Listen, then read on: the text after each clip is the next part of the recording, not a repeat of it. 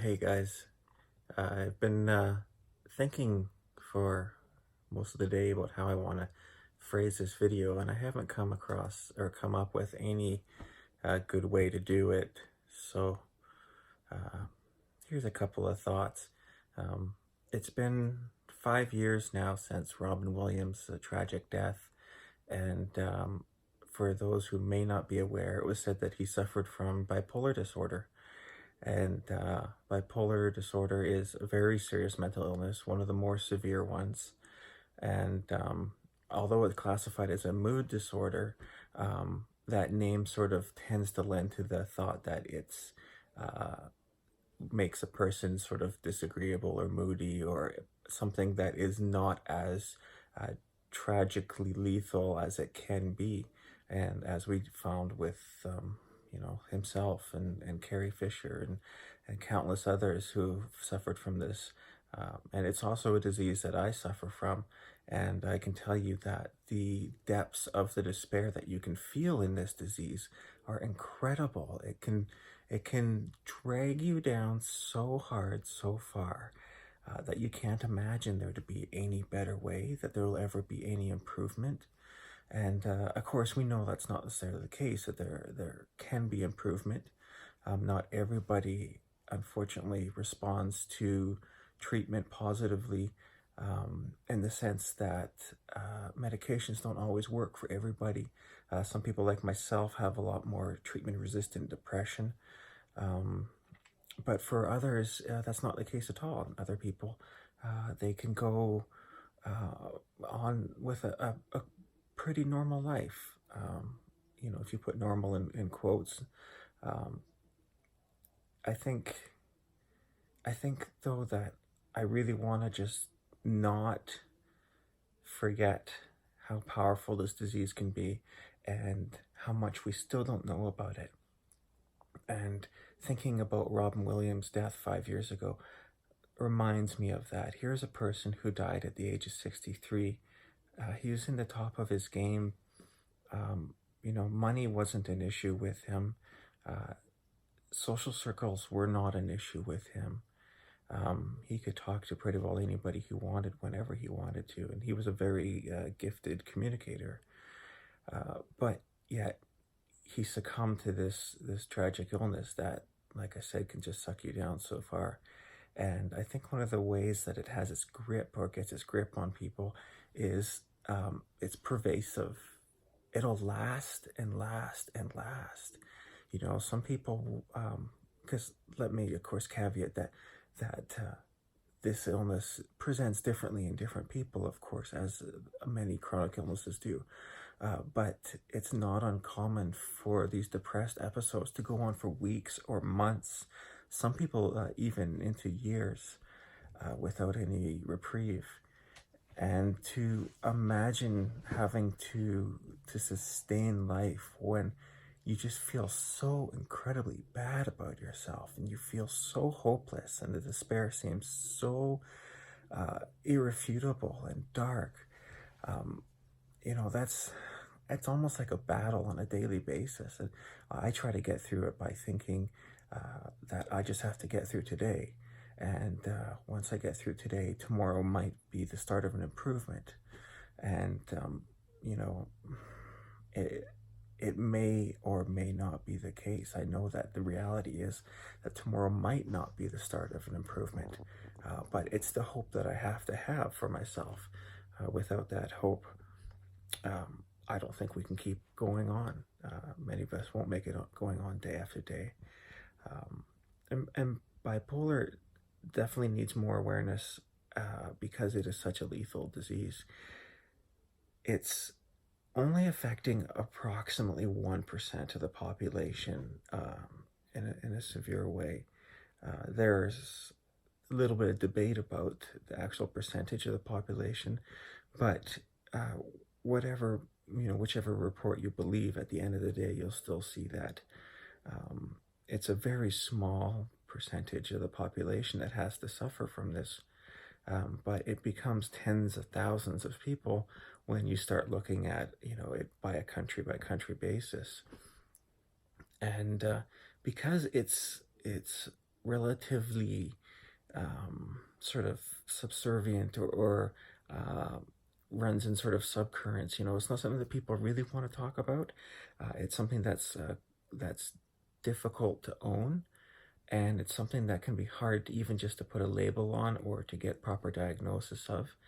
Um, and that's unfortunate because that just makes it all the more powerful.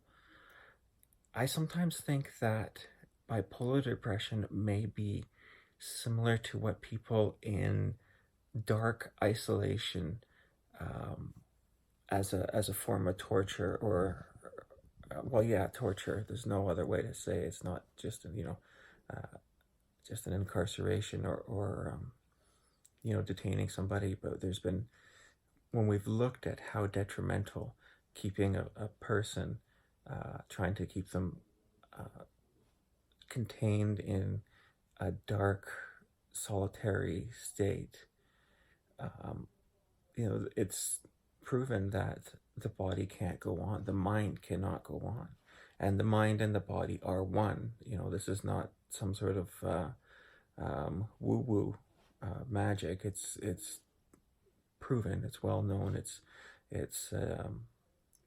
just a part of common psychology that we now know how entwined the mind is with the body. And I sometimes think that the depressive episodes that people with bipolar can suffer, that are so incredibly deep and gripping, I think that it must be what those who have had to endure solitary isolation, or I come up with, not to diminish the struggles that others have had who've had to experience torturous death camps or whatnot, but you know, um, Munchausen just enters my mind, and uh, I think it's not an exaggeration um, when we see somebody such as Robin Williams, who was so gifted, had so much to live for, and yet, he couldn't make it work. And, Lord knows he probably tried. I mean, he made it to 63. You would think, or I'd like to think that at that point, if you've made it into your 60s with this disease, that you generally sort of have things worked out, you have things figured out, and it may not be all better, but you've sort of learned the game. You've learned how to play the game and stay alive and survive. Um, think about the hard times he must have faced in his early part of his career, before he had the money, before he had the recognition. Um, that seems like it's such a gatekeeper compared to what he ultimately, or the position he was in when he ultimately passed. And it's sobering. It's absolutely sobering to think of the position that someone such as himself can be in, and still be torn down to the point where it is less painful for him to take his own life than it is to try to carry on with the day in, day out. And yeah, I think that's the core of what I hope we can remember. And I hope we can give honor to people like him and like Carrie Fisher, as well as those who have fought and survived, Larry Dreyfus and Stephen Fry, and those who are still fighting this on a daily basis. And we need to honor people on both sides of the equation, those who haven't made it, but also those who are still making it, and those who are still fighting. And without further awareness and research, I'm not sure that we can do that.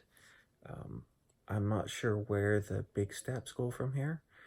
Obviously, it's not like someone like myself can fund $1 million studies to further the research, but perhaps if we don't forget about these dates, we don't forget about the incredible people, the talented people, the caring people that we lose on a regular basis due to these illnesses.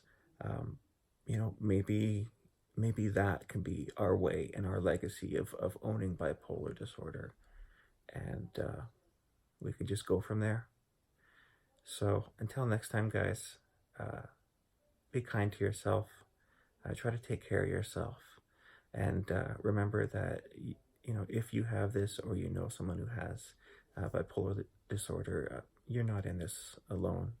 Where there are many of us in this together, and hopefully that makes it just a little bit easier to put up with the daily grind. Okay, guys, have a good night.